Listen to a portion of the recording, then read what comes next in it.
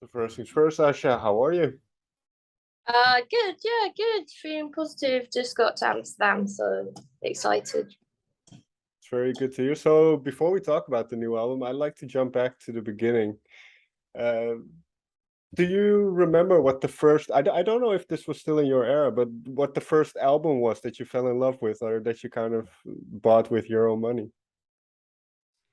Um, I, the boy that I fancied when I was really young, liked Dark Side of the Moon, Pink Floyd. So I Mm, remember buying that, and that was the first record I ever got, I got in Portobello, I think. And so I loved that album. Yeah. I mean, there's lots. I can't remember the first one, but that was definitely an important one. But let me ask it a bit differently then. What role did music play very early on in your life? Was it just as a listener, or was it kind of quickly apparent that you wanted to create your own music? Yeah, I used to write songs from when I could play the guitar. I learned to play guitar when I was like 8. Okay. Because I had lots of my mom's side of the family is Jewish, and so they would have lots of Jewish like events, and then we'd Mm, always play like Bob Dylan songs or okay. Beatles songs, kind of like towards the end of the evening. So I learned lots of songs like that, and like I really liked that bit. So I did used to do lots of singing like that with my Okay. family. And especially when you mentioned two names, Bob Dylan and the Beatles, who are obviously very prolific in what they do or have been. Yeah. So did that influence at all your songwriting, if you think about it now? Probably, yeah. I mean, I think I liked always kind of zoned into the lyrics and stuff and the melodies. And so, yeah, it probably had some sort of impact on. I think the songs are a bit more warm and about love and things like that. And I guess I write about that. So, probably. Fair enough. So when did you start writing kind of in a more serious manner? When did you kind of think, well, this I'm willing to share with the outside world? I guess started putting songs on the SoundCloud because Louis would put them on as well. And Mm, I started getting into the SoundCloud world, and okay. I kind of just put a song up there because I want like someone I fancied, or I wanted a friend to hear it. It's kind of my way of talking. I'd put it up through there. Okay. So I guess that's when I actually started putting any things out into the internet or whatever. And then kind of from there, just wrote lots more songs, and we did the And band then and did it stuff. work communicating through SoundCloud? Yeah, a little bit. I do lots of secret kind of things through my songs and trying to tell people things. So in that fashion, then is songwriting very much how would you say that an autobiographical affair for you? Is it very do you put a lot of yourself in the words that you write? Yeah, I think so. Yeah, depends on the song, but yeah, I think most of, especially the last album was much Mhm. more like that. Well, was part of it at least kind of the 2 years that we've had with being locked inside and then kind of being alone with your thoughts a lot? Yeah, I think so. I think yeah. I mean, it's not all about myself, but I kind of write it about my experiences and the people that I know. Because like well, a song like Closer, what was the starting point for Closer? Closer. Well, Closer was kind of more of a sadder song, and I was kind of putting myself in my position, but then I could also see that being said by someone a lot older, and I could Mm, see it kind of being said by lots of people. And then also in England, like you say, "Oh, don't be that guy."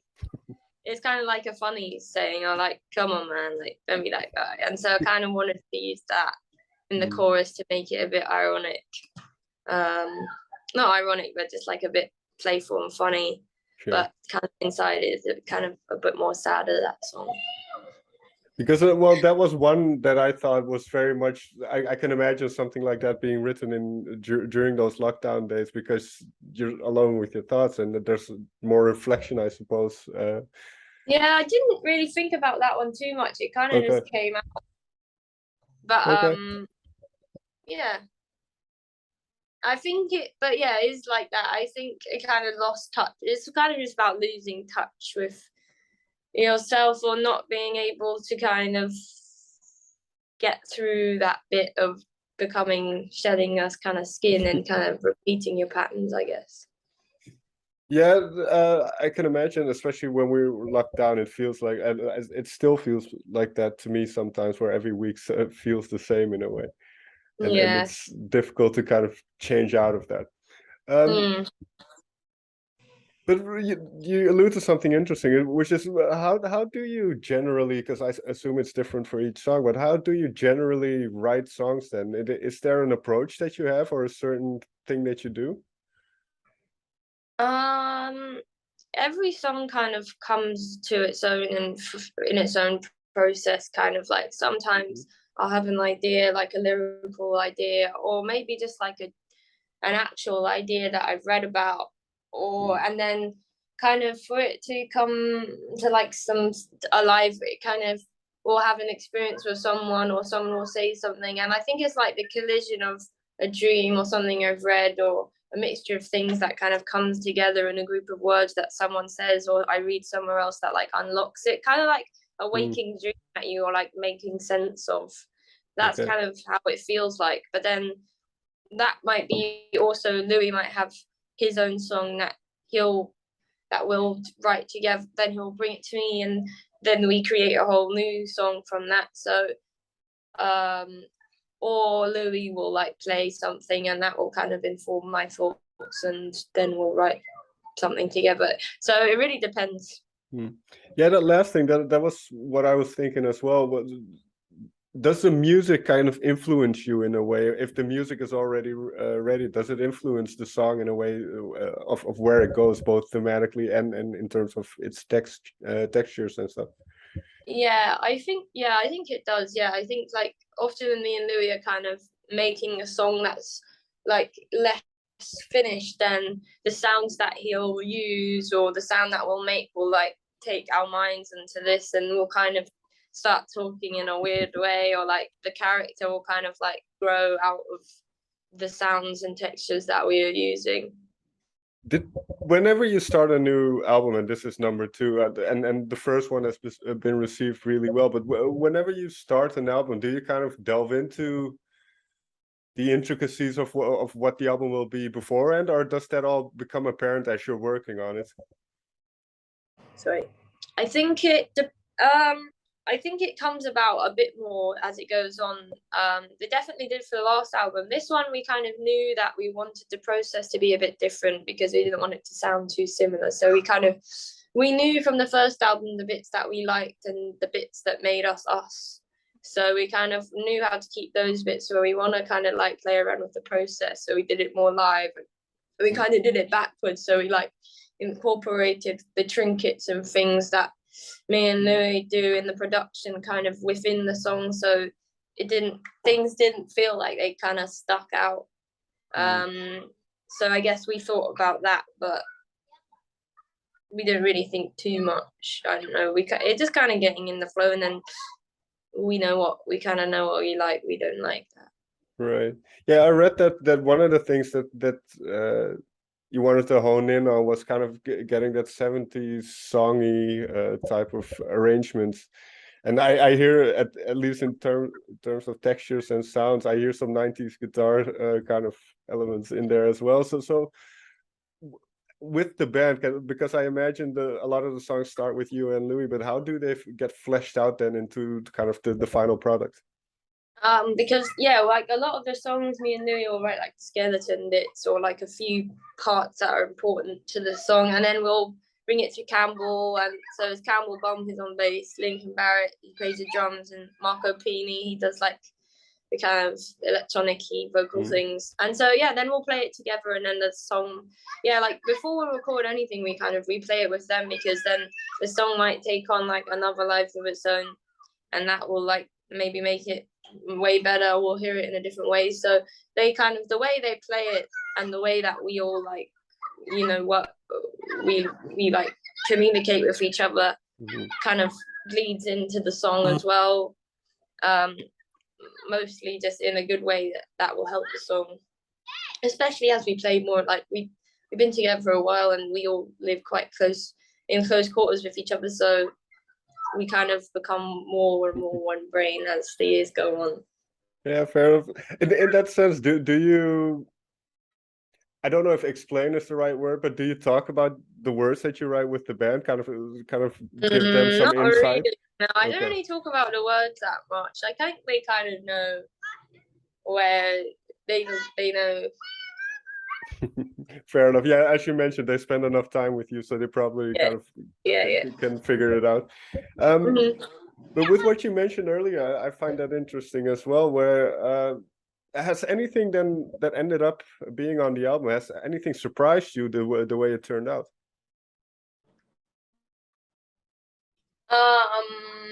Or maybe something that you didn't expect to happen, or the song to sound the way it does now?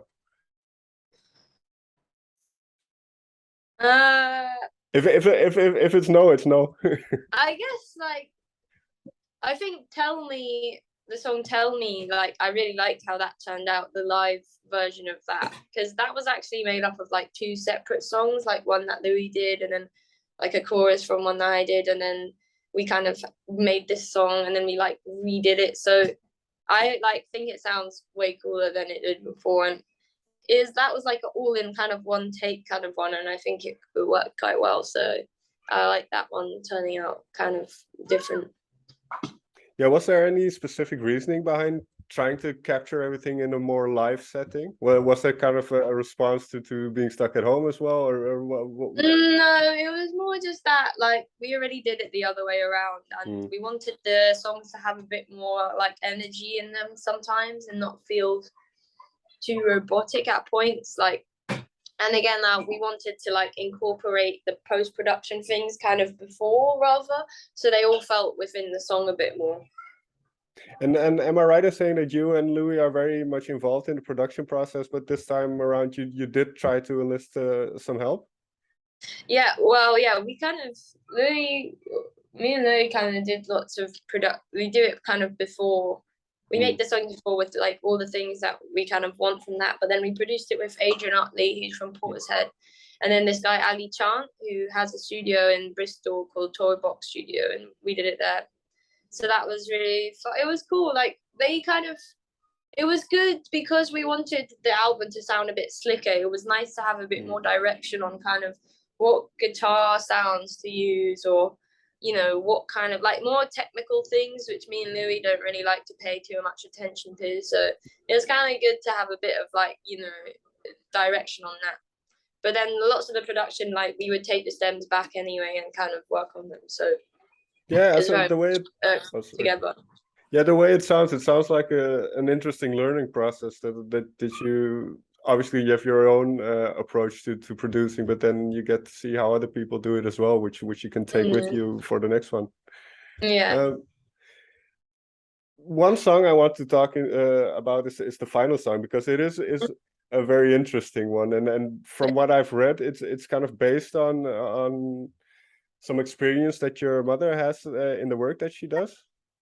No, it's not really. That was I kind of like. Well, my mom was a deaf doula, and she told me quite a few stories about when she came home, about that. But it's not really about that. It's more just about like little deaths in general that we have in life, and I kind of we wanted it to hold on to like that specific note when you're like and because that note is kind of like universal and used like in a multitude of like like it's, I don't know, it's not just like a happy sound, it's like sad, and it's like death and being born. And so I think kind of we wanted the album to sort of like eat itself at the end, because I don't know, so that you can kind of get through it, but you also don't get through it.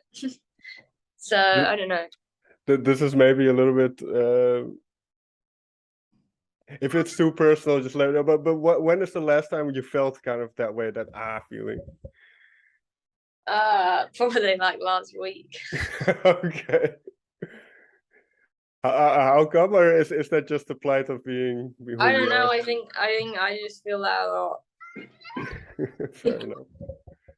Not as bad. I definitely felt more as like 7 months. Fair enough. More shorter, like more like a Just a little ones, like, and then. All right, final one.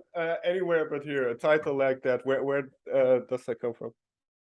Well, it's actually like we wrote this song that's like, well, it's the first song that I felt was like the beginning of this album, and then we didn't end up putting it on the album. It's actually coming out separately, but still wanted the name to be there. And then the album cover is like 2 moons next to a world, which I kind of had in this dream, and it was kind of like these 2 gravity, like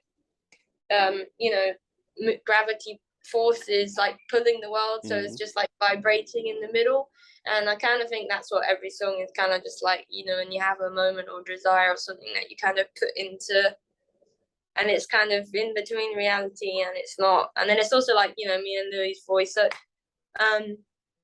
yeah, and anywhere but here, it's kind of just like that feeling of like when you don't want to be there. Yeah, that's what my interpretation was. Kind of a sense of escapism. Whenever you have those moments, then you want to be anywhere but where you are at the moment. So yeah. I have one more thing that I forgot to ask. But there's a line in "Quit While You're Ahead." I'm in it for the long run, and obviously this is probably written in a very different context. But in terms of your musical ambitions, then is it safe to say that that is right for the band, that you are in it for the long run? Yeah, I think so. I mean, who knows? Well, let me ask you differently. I think we all want to make music together. Yeah, I'd like to carry on making music. I guess till the music comes, then if it's what's coming to us, then I wouldn't put out things I didn't feel. But let me ask it a little bit differently, or phrase it a bit differently. What are your ambitions, or do you have certain ambitions with this musical pursuit? Just to keep being able to, I don't know, being blessed with the experiences, to like new experiences, to write about things, having the ability to write about things. But I don't know if I don't, and for us to be playing together, I don't know, if it went stale, then I wouldn't put music there. I wouldn't probably stop and do something else. Fair enough. Asha, thank you so much for taking the time. Enjoy the Netherlands. Hope you have a good time. Thanks, man. See you later. All right.